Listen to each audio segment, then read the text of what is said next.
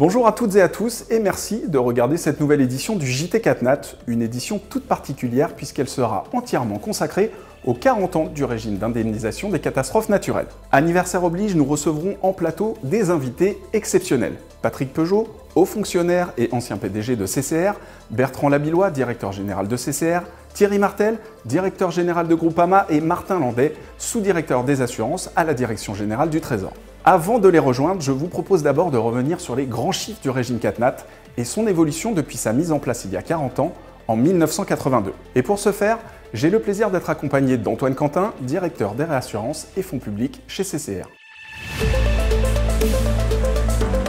On va commenter un premier slide de cette première évolution chronologique du régime avec quelques dates clés. Qu'est-ce que vous pouvez m'en dire? Une première date essentielle, bien entendu, c'est le 13 juillet 1982, puisque c'est la date de la loi qui instaure le régime 4 Nat. Donc effectivement, première date essentielle. Deuxième date importante, c'est 1989, c'est l'intégration du péril sécheresse au sein du régime, péril dont on parle encore beaucoup aujourd'hui. Pourquoi intégration du péril sécheresse? C'est que dès son origine, le régime couvrait les mouvements de terrain et ce péril est assimilé à un mouvement de terrain. L'année suivante, le régime a été étendu aux Outre-mer, alors que jusqu'auparavant, il ne couvrait que la métropole.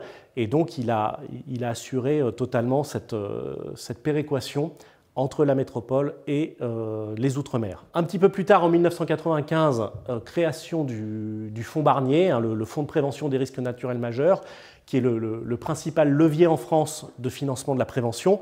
Alors d'entrée de jeu, dès 1982, le législateur avait prévu un lien très fort entre indemnisation et prévention, mais on peut dire qu'en 1995, vraiment, ce lien se renforce encore plus. Un peu plus tard, en 2000, le régime a été étendu aux effets des vents cycloniques dans les Outre-mer. Pourquoi? C'est que sur ces territoires, on ne trouvait plus de capacité privée pour couvrir les effets des vents cycloniques, alors qu'on sait que la garantie tempête ne relève pas du régime 4 Nat par ailleurs. 2000 qui a aussi été marqué par une première réforme du régime et notamment une révision du taux de surprime, du mode de financement du régime, notamment pour tenir compte des extensions successives du dispositif. Plus récemment, fin 2021, la loi du 28 décembre relative à l'indemnisation des catastrophes naturelles, autrement appelée loi Baudu, qui est venue améliorer l'indemnisation et la transparence du dispositif pour les sinistrés. Et on pourrait même rajouter une dernière date, donc très récemment 2023, puisqu'il y a des ordonnances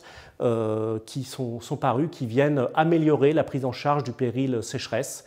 Donc le régime continue d'évoluer, même récemment.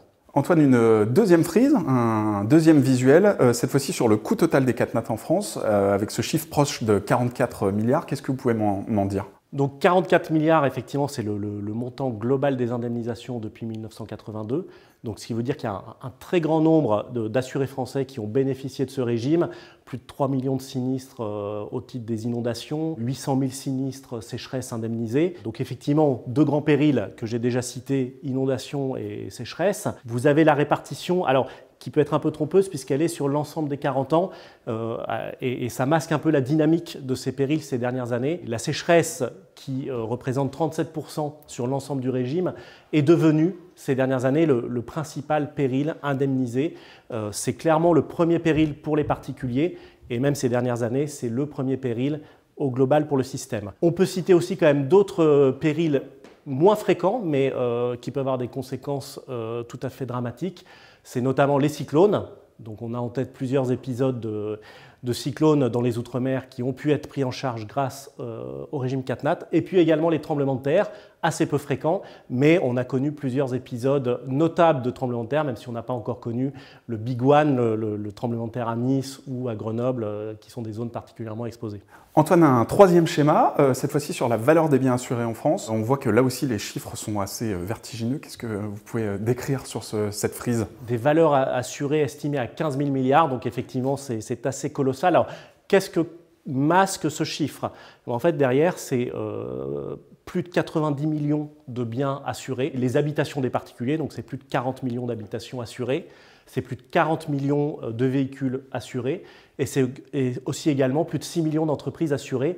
Donc grâce à ce mécanisme mis en place en 82, finalement, la quasi-totalité des habitants en France sont couverts. La quasi-totalité des entreprises sont couvertes, pour un coût en plus abordable, puisque pour un peu plus de 20 €, un particulier est couvert contre les catastrophes naturelles. Antoine, cette fois-ci, un point sur la sinistralité annuelle moyenne. On voit qu'il y a des différences entre tout ce qui est non automobile et automobile. Quelle est votre observation? Effectivement, la plus grosse part des dommages indemnisés concerne le non-auto, à la fois les entreprises et les habitations. Les véhicules sont surtout impactés par des inondations et des inondations éclairs où les particuliers n'ont pas le temps de déplacer leur véhicule. Donc c'est pour ça que les coûts sont quand même plus limités. Comme on l'a dit, deux principaux périls, inondations et sécheresse.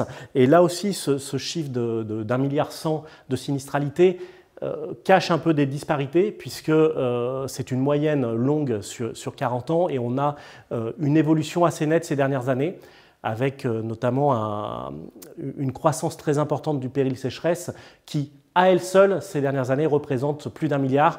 Donc on est plutôt ces dernières années sur une sinistralité de l'ordre de 2 milliards, donc beaucoup plus importante que pourrait le laisser penser cette moyenne. Antoine, cette fois-ci, dernier visuel relatif à l'ouragan Irma. Vous avez parlé de la sécheresse de 2022 qui était assez coûteuse. Jusqu'alors, c'était cet ouragan qui avait coûté le plus cher. Qu'est-ce que vous pouvez m'en dire? Jusqu'à l'an dernier, c'était vraiment l'événement le plus coûteux pour le régime. Et en plus, avec cette particularité d'avoir concerné deux tout petits territoires qui étaient Saint-Martin, Saint-Barthélemy, donc avec peu de biens assurés.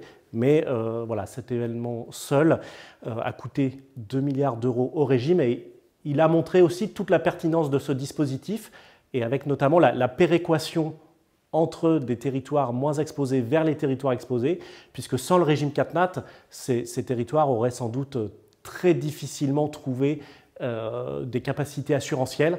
Et grâce au régime CatNat, ils ont pu être couverts et ils ont pu redémarrer vite. C'est tout le bénéfice qu'apporte le régime, c'est que les territoires impactés peuvent redémarrer vite après un événement, aussi notable soit-il. Très bien. Merci beaucoup Antoine Quentin pour toutes ces précisions. Et moi, je vous retrouve tout de suite en plateau avec nos invités. Nous sommes de retour sur le plateau du JT CatNat pour cette édition spéciale dédiée aux 40 ans du régime d'indemnisation des catastrophes naturelles. Et je suis accompagné de 4 invités de renom. Je vais commencer par vous, Patrick Peugeot. Vous êtes haut fonctionnaire, vous avez notamment été PDG de CCR. À vos côtés, Thierry Martel, le directeur général de Groupama et président de l'AAM. À vos côtés, Martin Landais, sous-directeur des assurances à la direction générale du Trésor. Et enfin, Bertrand Labillois, directeur général de CCR. Messieurs, merci à tous les 4 d'être sur notre plateau. Monsieur Peugeot, je vais commencer par vous. On parle des 40 ans du régime des catastrophes naturelles. Est-ce que vous pouvez revenir sur la genèse de ce régime CatNat? Oui, en effet, c'est en 81-82 que les choses ont bougé, poussées par deux circonstances. La première, c'est des grosses catastrophes qui ont eu lieu, notamment des inondations, notamment dans la région de Lyon et de ces coins-là, qui étaient forts. Et puis, d'autre part, l'impression qui est née à ce moment-là que le système d'assurance était dépassé par les événements. Et qu'il fallait donc essayer de mettre en œuvre un système qui à la fois permette de couvrir les risques, mais en même temps de faire un peu de prévention, si c'était possible, pour en même temps donner à l'ensemble des Français des moyens d'arriver à couvrir leurs risques. Or là, on a découvert quand même pas mal de choses. C'est que d'une part, il ne suffisait pas de le dire, il fallait encore monter un système obligatoire. Et le système obligatoire, c'était pas simple à envisager. Et d'autre part, d'arriver à essayer de mettre en place une opération qui, avec l'État, permette de mettre ensemble tout le monde, les assureurs, les fonctionnaires des directions des assurances et du Trésor, et en même temps, tous ceux qui, à un titre ou à un autre, couvraient ces risques. Et là, on peut dire que ça a été un peu dur. Les politiques ont finalement joué un rôle essentiel dans cette opération, qui a été de politiser la question. Et il y a un personnage qui, à cette époque, a joué un rôle important, qui s'appelait Pierre Jox, qui trouvait être un député d'une région qui avait été largement touchée par les inondations. Et il a plaidé avec une force particulière, parce qu'il était clair que c'était un des exemples clairs qu'on voulait couvrir. À ce moment-là, ils nous ont appelés au niveau de la CCR pour nous dire « c'est à vous de mettre en place le système ». Parce que vous avez tous les moyens. Et il y avait notamment M. Fary, à l'époque, qui jouait un rôle important dans tout ça. Et on s'est mis d'accord assez vite pour mettre en place le système obligatoire en même temps que d'intervenir au niveau de l'État. Et je pense qu'on peut se féliciter de ce que cette opération se soit montée aussi vite, alors même qu'il y avait quand même beaucoup de choses à traiter en même temps. Alors, Monsieur Peugeot, quel a été votre rôle à l'époque et puis comment a été accueillie cette... J'ai été nommé le 15 juin 1981. Pour ceux qui connaissent cette date, ça correspond à un changement assez important dans l'organisation publique et politique.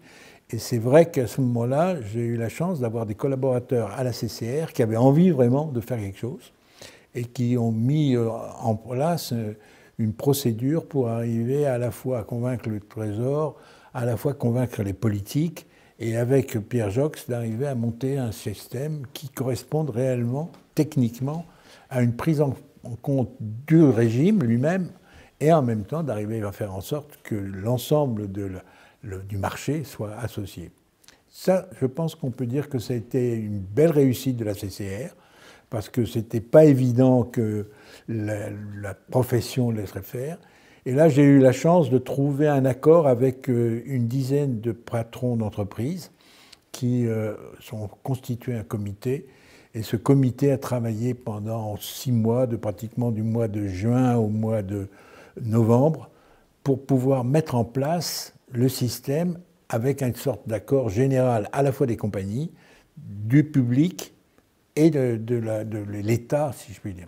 Et je pense qu'on peut dire que le fait que les premiers engagements organisés suivant ce schéma-là aient eu lieu en gros dans le début de l'année 82 prouve qu'on a travaillé vite. Et je pense que de ce point de vue-là, on peut se féliciter que la CCR ait à l'époque eu les équipes qu'il fallait. La suite a montré que ce n'était pas si simple et qu'il fallait encore régler d'autres problèmes.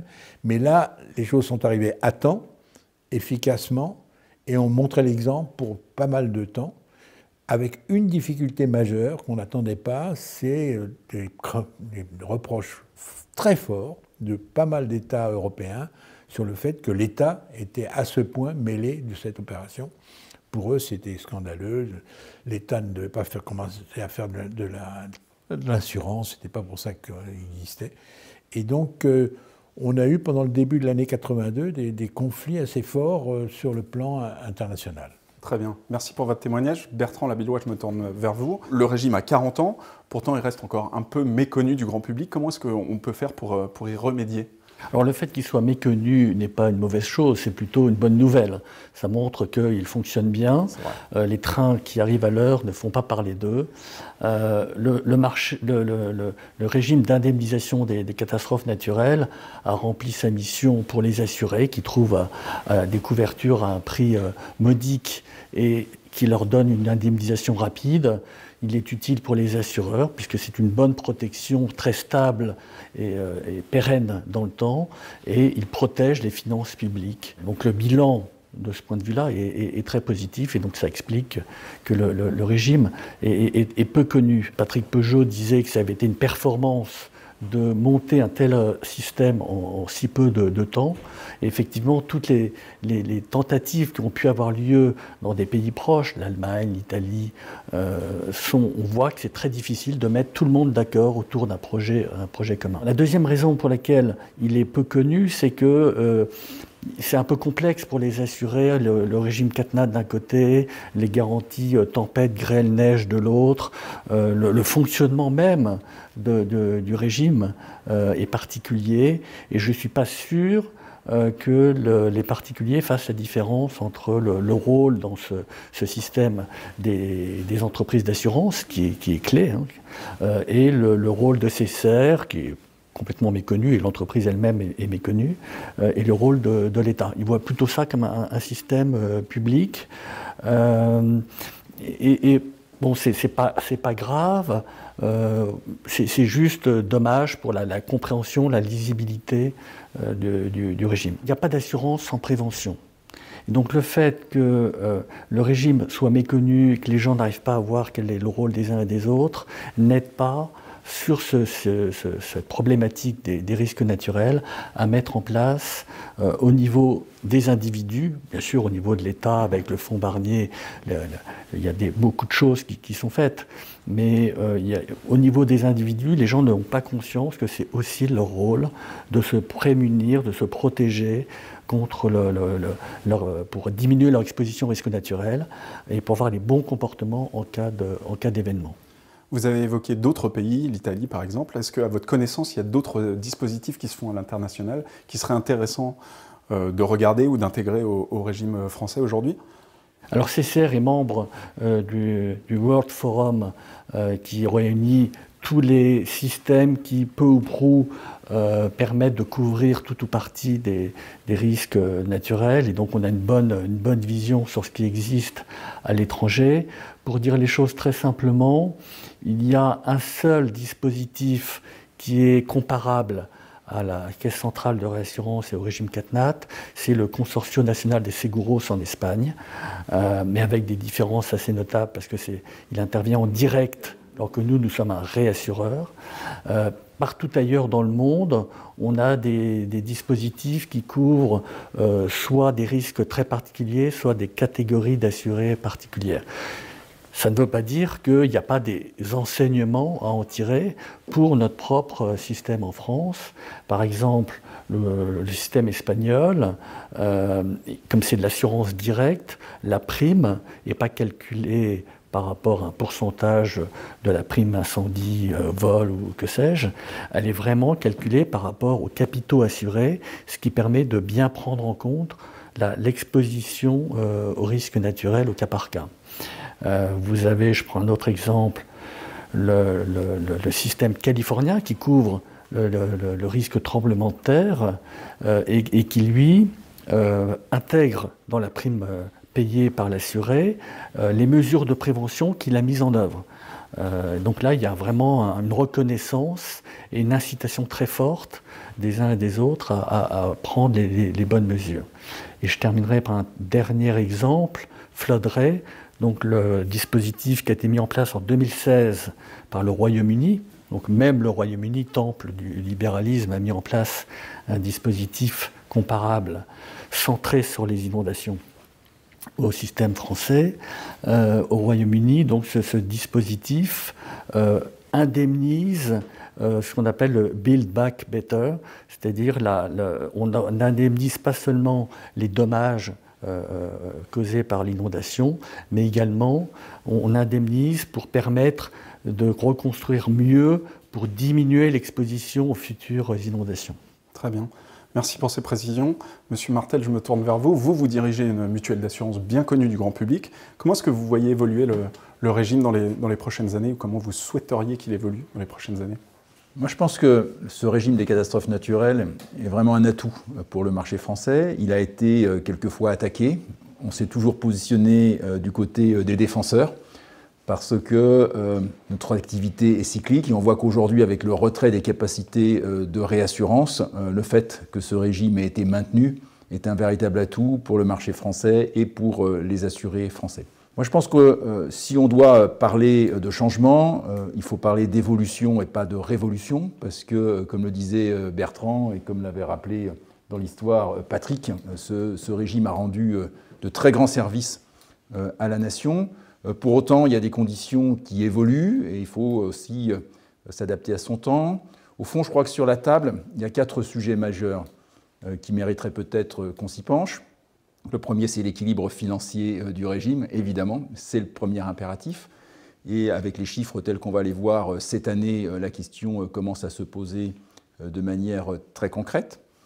La deuxième, c'est, et Bertrand l'a dit, comment rendre les acteurs davantage acteurs, enfin les acteurs économiques davantage acteurs de leurs risques, aussi bien les pouvoirs publics, et on voit que de ce point de vue-là, il y a encore des marges de progrès importantes, avec des plans de prévention des risques ou des mesures de prévention qui ne sont pas suffisamment prises ou pas suffisamment entretenues, avec finalement à la fin de la journée des assurés qui sont pénalisés d'un manque de courage des pouvoirs publics sur ce sujet. Mais les assurés eux-mêmes qui doivent être acteurs de leur risque. On sait que quand on est dans une zone dans laquelle les eaux sont susceptibles de monter, il vaut mieux mettre ces prises de courant à 1 mètre du sol qu'au ras des plaintes. Il vaut mieux construire en dur plutôt que de mettre du placo-plâtre. Enfin, il y a toute une série de choses très basiques, mais sur lesquelles il ne serait pas inutile d'inciter les gens à prendre un certain nombre de mesures pour éviter l'ampleur des dégâts. Le troisième sujet, c'est le niveau d'intervention. Et on a eu le sujet récemment avec les retraits-gonflements des argiles sur les préjudices esthétiques. Faut-il ou non que la solidarité nationale s'exerce sur les préjudices esthétiques? Nous, de ce point de vue-là, sur la profession, d'ailleurs, on était plutôt favorable à ce que les préjudices esthétiques continuent à être couverts. C'est grosso modo, c'est un peu plus de la moitié des demandes pour 10% du coût. Donc, et en termes d'image, je pense que c'était favorable au régime. Et la question du niveau des franchises. Et là aussi, le niveau des franchises, c'est un moyen de responsabiliser, mais il ne faut pas mettre en difficulté les ménages les plus modestes. Donc le réglage du curseur est toujours un exercice difficile. Et puis le quatrième facteur, c'est la définition même de la catastrophe. Parce que l'année 2022 peut être considérée aujourd'hui comme une année catastrophique. Quand on lit le rapport du GIEC en 2050, ce sera sans doute considéré comme une année fraîche. Et donc, il n'est pas du tout impossible que 2023 ressemble beaucoup à 2022. On ne le souhaite pas, mais c'est quelque chose qui est loin d'être impossible. Donc, selon la manière dont on regarde les choses, 2022, c'était catastrophique vu depuis l'année 2000, et ça ne sera pas du tout en 2040. Et donc, comment on redéfinit cette notion de catastrophe? Est-ce que c'est une notion de fréquence? Est-ce que c'est une notion d'intensité? Comment on croise les deux facteurs? Et je pense que l'accélération du changement climatique rebat forcément un peu les cartes sur ce sujet-là. Et puis, je le disais tout à l'heure, pour moi, ce régime des catastrophes naturelles, c'est un peu un bien commun. Et donc, il ne s'agit pas de lancer le concours Lépine, de celui qui aura la meilleure idée pour le faire évoluer. Il faut qu'on le fasse évoluer tous ensemble, qu'on se mette autour de la table.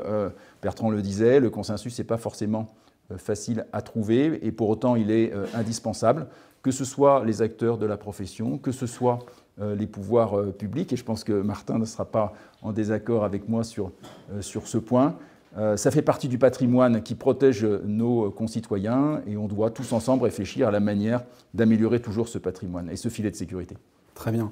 Est-ce que vous pensez, à l'image du régime des catastrophes naturelles, qu'il faille créer d'autres régimes de ce type pour des risques qu'on considère non assurables? Je pense évidemment à la pandémie. On a parlé d'un régime pandémique. Je pense aux risques cyber. Est-ce que ça vous paraît intéressant de pouvoir calquer ce mécanisme sur d'autres risques? Alors, le problème, c'est qu'est-ce qu'on appelle un risque inassurable? Et là, il peut y avoir de multiples raisons, de multiples causes pour lesquelles des risques peuvent être considérés comme non assurables. Fondamentalement, si on revient à la définition des choses, le seul risque qui soit inassurable, c'est celui qui n'est pas aléatoire. À partir du moment où le risque est certain, ce n'est plus un risque assurable. Et rentre dans cette catégorie, de mon point de vue, deux choses. Les décisions administratives, parce que ce n'est pas aléatoire, c'est l'homme qui décide à un moment donné de prendre des mesures. Et c'est l'aléa moral. On sait que certains types d'assurance, l'assurance crée le sinistre. À partir du moment où on crée de l'assurance, on crée du risque. Vous avez une deuxième catégorie de risques difficilement assurables, ce sont ceux pour lesquels on n'a pas de statistiques, sur lesquels on ne sait juste pas, puisque l'assurance, c'est de collecter de la prime avant et de la distribuer après. Si on ne sait pas combien il faut appeler avant, c'est difficile d'équilibrer le régime. La troisième catégorie, et les risques cyber, de mon point de vue, rentrent par exemple dans cette catégorie. Le risque climatique est progressivement en train d'y rentrer aussi. Quand on voit ce qui s'est passé en 2022, on est en train de rentrer dans cette phase-là, d'où la contraction d'ailleurs des capacités de réassurance. La troisième catégorie, c'est des risques qui sont d'une telle ampleur que le bilan des compagnies d'assurance ne peuvent pas les porter. Ils sont beaucoup trop gros. Et là, il faut qu'on trouve une base de mutualisation qui soit plus large. Et puis, la dernière catégorie, ce sont les choses qui sont assurables, parce qu'on a des statistiques, les bilans des compagnies d'assurance peuvent les porter, mais juste le payeur de prime n'a plus les moyens de payer sa prime. Surtout que le principe de l'assurance, c'est quand même de sélectionner les risques, et pour un certain nombre de personnes, la charge devient économiquement insupportable. C'est techniquement assurable, mais économiquement insupportable. Donc il y a tous ces cas de figure qui sont en train progressivement de se présenter. Le cyber coche un certain nombre de cases par rapport à ça. Le climatique également, la pandémie de même. Et donc il faut qu'on y réfléchisse. Sur la pandémie, on a pris une solution qui a été le tout public. Mais là, c'était une décision administrative. Et c'est quelque chose qu'on connaissait déjà en termes de risques sanitaires sur les animaux, puisque les épizooties, en réalité, ce sont des décisions administratives qui sont couvertes par la puissance publique. Sur le climatique, on est en train d'achever en ce moment une réforme très importante sur l'assurance des récoltes. Et là, pour le coup, les discussions qu'on a eues avec les pouvoirs publics ont été très constructives. Sur le cyber, je pense que le problème reste largement ouvert. Et pour le coup, ça rebondit sur ce que j'ai dit tout à l'heure, sur le fait que l'assuré doit être acteur de son risque. Et en matière de cyber, on sait que c'est déterminant. Donc je crois que l'exemple qu'on est en train de traiter aujourd'hui des catastrophes naturelles et celui de l'actualité récente sur l'assurance des récoltes montre qu'on peut trouver des articulations intelligentes entre des assureurs qui sont des experts de terrain, qui sont capables d'aller indemniser les risques, et les pouvoirs publics qui peuvent porter la solidarité nationale. Très bien, merci Thierry Martel pour ces arguments. Martin Landais, je termine par vous. Parmi les évolutions récentes du régime, quelles sont selon vous finalement les plus intéressantes, les plus importantes ?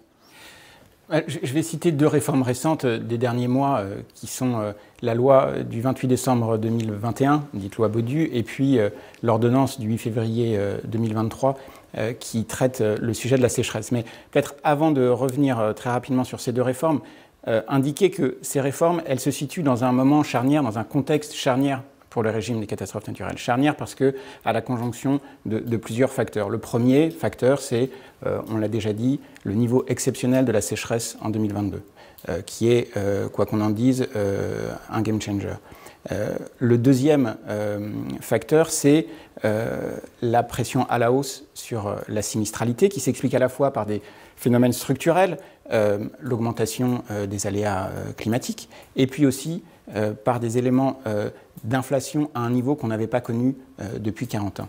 Et puis, dernier élément, c'est aussi l'évolution de l'attente des assurés, des citoyennes, des citoyens, dans un contexte où les conséquences du changement climatique y sont de plus en plus visibles par tous. Alors, pour revenir sur votre question, la première réforme, c'est la loi du 28 décembre 2021 sur le régime des catastrophes naturelles qui a eu des effets positifs, très positifs pour les assurés.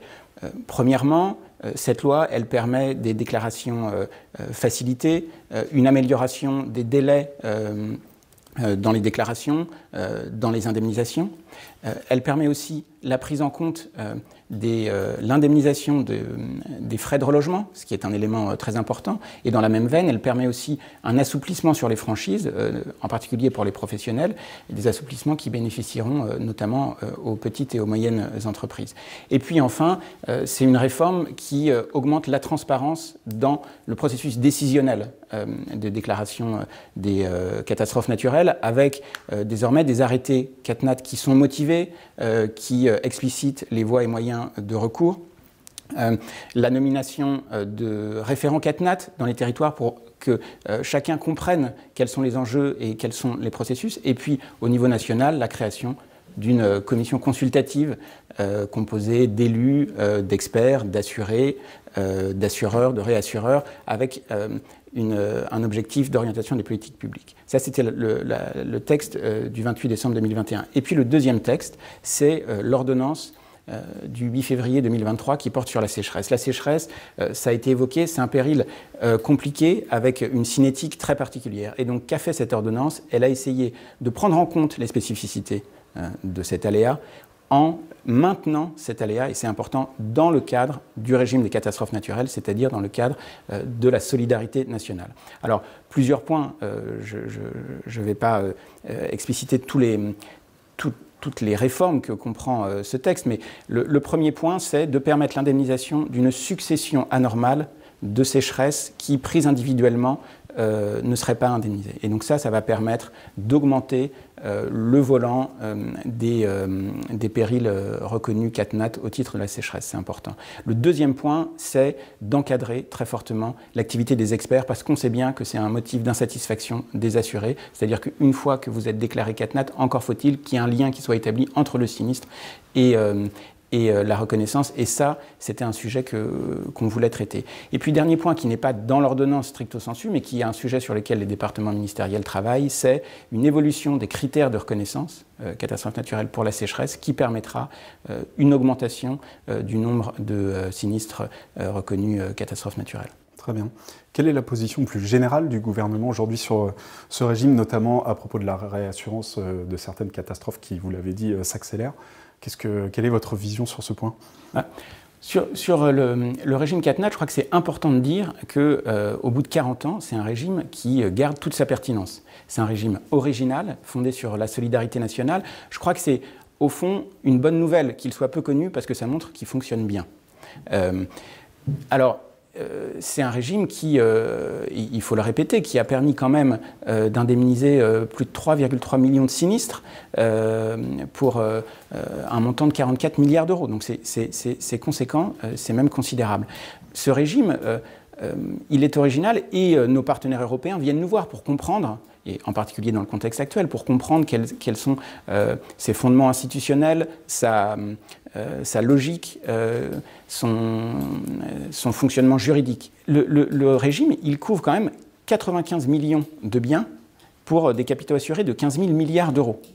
Quand vous voyez, et ça c'est les chiffres d'EIOPA, l'association des superviseurs européens, quand vous voyez qu'au niveau européen, à peine 23% des sinistres climatiques sont couverts, on voit que c'est un régime qui fonctionne bien en France et sur lequel il faut continuer de bâtir et qu'il faut continuer de faire évoluer. Et à cet égard, le premier chantier, c'est évidemment d'assurer la pérennité du régime. La pérennité du régime, ça veut dire quoi? Ça veut dire permettre que ce régime continue de fonctionner avec une couverture assurantielle large, à un coût acceptable, dans une logique de solidarité nationale. Et donc, il faut que dans les mois, dans les années qui viennent, on trouve les voies et moyens de garantir cette pérennité. Le deuxième chantier, c'est, et ça a été aussi évoqué par Thierry, c'est il faut que ça reste un régime fondé sur l'assurance. Et ça peut être compliqué dans des situations où des périls reviennent avec une récurrence forte et dans des zones d'aléas délimitées. Et donc c'est sur ce chantier qu'il faut qu'on continue de travailler. Et puis enfin, un sujet qui est clé et qui, d'une certaine manière, est aussi une condition de succès des deux premiers, c'est la prévention. Sur ce sujet, on a encore beaucoup de travail à faire. On prend notre part côté État. Il faut qu'on travaille avec la Caisse centrale de réassurance, avec tous les réassureurs, avec les assureurs, avec les assurés, parce que sans prévention, vous ne pouvez pas assurer la pérennité, la prise de conscience de la nécessité de mener des politiques d'adaptation au changement climatique, puisqu'on sait que de toute manière, il va falloir s'adapter, puisque le changement est là, quels que soient les efforts d'atténuation qu'on fait. Et donc c'est vraiment le chantier phare sur lequel auquel il faut qu'on s'attelle. Très bien. Merci beaucoup à tous les quatre de vos témoignages très intéressants. Et moi, je vous donne rendez-vous tout de suite après les traditionnelles brèves de ce JT.